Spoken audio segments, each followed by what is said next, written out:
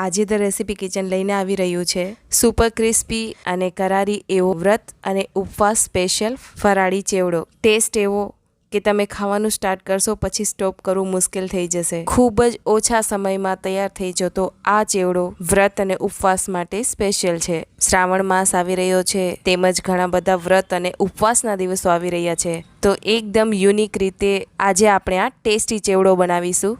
એકદમ ઇઝી અને must try recipe છે। એકવાર જો ઘરે બનાવશો તો બજારનો ભૂલી જશો અને એકદમ પૌષ્ટિક અને હોમમેડ ચેવડો છે। So let's start making this super delicious fasting special ફરાળી ચેવડો। તો સૌપ્રથમ મેં અહીં રાજગરાનો લોટ છે આ રીતે પેકેટમાં આવે એ લઈ લીધેલો છે।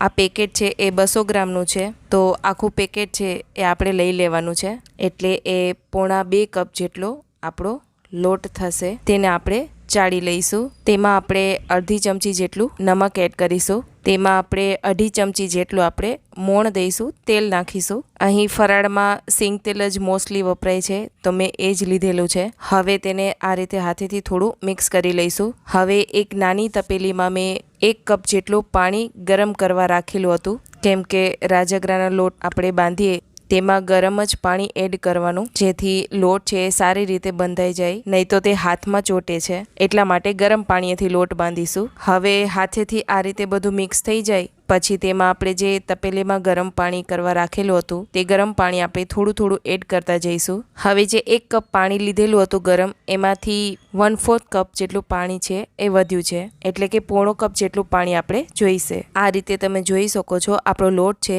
એ સારો એવો બંધાઈ ગયો છે। હવે સેવ પાડવા માટે મેં આ રીતે પિત્તળનો એક સંચો લઈ લીધેલો છે, જે બધાના ઘરમાં અવેલેબલ હોય છે, અને આ રીતની ઝીણી જાડી જે સેવની આવે એ મેં લીધેલી છે।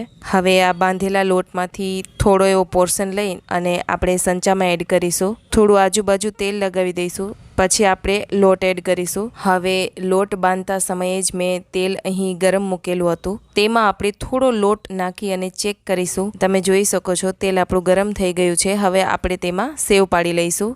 આપણે અહીં ફરાળી રાજગરાના લોટની સેવ બનાવીએ છીએ, જે બેસન જેવો એકદમ સ્મૂધ નથી હોતો, એટલે આ રીતે થોડી છૂટી છૂટી સેવ પડશે। બટ ડોન્ટ વરી, જ્યારે સેવ બનીને રેડી થશે એટલે એકદમ જે સેવનું મોટું ગૂંચળું રેડી થાય એવું જ રેડી થશે। સેવ નાખશો એટલે ઉપર તેલમાં આ રીતે બબલ્સ થતા દેખાશે। એ બબલ્સ થોડા નીચે બેસી જાય એટલે આપણે સેવને છે એ પલટાવી દઈશું। હવે જ્યારે સેવનો કલર આ રીતે થોડો લાઇટ બ્રાઉન જેવું થઈ જાય અને તેલમાં બબલ્સ ઓછા થઈ જાય એટલે આપણે સેવને કાઢી લઈશું। આપણી સેવ છે રેડી થઈ ગઈ છે, તમે જોઈ શકો છો। બીજી પણ આપણે સેવ આ રીતે જ પાડી લઈએ। તમને હું ફરીથી એકવાર નજીકથી બતાવું। તમે જોઈ શકો છો એકદમ ક્રિસ્પી અને લાઇટ બ્રાઉન આપણી સેવ છે એ રેડી થઈ ગઈ છે। આ રીતે આપણે બધી સેવ પાડી લેવાની છે। તમે જોઈ શકો છો અહીં બધી સેવ આપણી રેડી થઈ ગઈ છે। હવે એક વાટકીમાં મેં થોડા મગફળીના બી લીધેલા છે, તેને આપણે તળી લઈશું। ત્યાર પછી મેં અહીં 7-8 કાજુ અને 7-8 બધા રીતે નાના ટુકડામાં કટ કરી લીધેલા છે, તેને પણ આપણે તળી લઈશું। ત્યાર પછી મેં અહીં બ્લેક એન્ડ વ્હાઇટ કિસમિસ લીધેલી છે, તે આપણે એડ કરી દઈશું। ત્યાર પછી તમે આ સેવ જોઈ શકો છો, આ બટેટાનું ખમણ કે સેવ કહી શકો। જ્યારે ફાગણ મહિનામાં બટેટાની વેફરની સિઝન આવે ત્યારનું આ ખમણ બનાવેલું છે, તે આપણે તળીને આ ચેવડામાં એડ કરવાની છે, જેનાથી ચેવડાનો ટેસ્ટ છે એ 3 ગણો વધી જશે। ખૂબ જ ટેસ્ટી લાગે છે આ ખમણ ચેવડામાં, તો તેને પણ આપણે તળી લઈશું। લાસ્ટમાં આપણે 20-25 જેટલા લીમડાના પાન છે એ તળીને આપણે એડ કરવાના છે, જેના વગર ચેવડાનો સ્વાદ છે એ અધૂરો છે। હવે લાસ્ટમાં આપણે ચેવડાને સુપર ટેસ્ટી અને યમી બનાવવા માટેના જેટલા બી ઇન્ગ્રેડિયન્ટ્સ છે એ આપણે હવે એડ કરીશું। અહીં મેં 3 મોટી ચમચી ભરીને દળેલી ખાંડ છે એ એડ કરી છે, અને અડધી ચમચી જેટલું આપણે નમક એડ કરીશું। અડધી ચમચી જેટલો મરી પાવડર એડ કરેલો છે, જેનાથી ચેવડાનો ટેસ્ટ ખૂબ જ સરસ લાગે છે।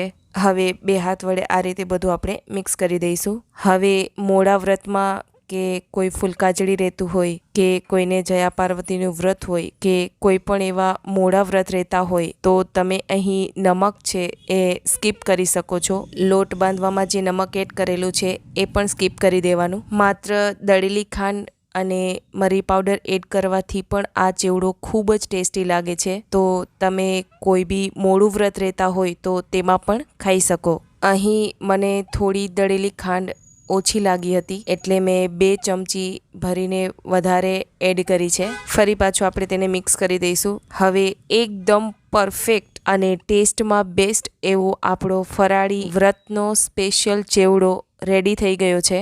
આવો જો ચેવડો આપણને વ્રતમાં મળી જાય તો બીજું કંઈ જ ખાવાની જરૂર ના પડે. તો એકદમ ક્રન્ચી, ક્રિસ્પી અને ટેસ્ટમાં બેસ્ટ એવો ફરાળી ચેવડો તમે પણ ઘરે બનાવો તો રાહ શેની જોવો છો? એકવાર ચોક્કસથી ટ્રાય કરજો, ખૂબ જ ટેસ્ટી બને છે. તો તમને અમારી આ વ્રત સ્પેશિયલ રેસીપી કેવી લાગી એ ચોક્કસથી જણાવજો. અને જો વિડીયો પસંદ આવે અને આવી જ ડિફરન્ટ રેસીપી જોવી હોય તો અમારી ચેનલને લાઇક, શેર અને સબસ્ક્રાઈબ કરજો. અને હા, વિડીયો જોવા માટે થેન્ક યુ.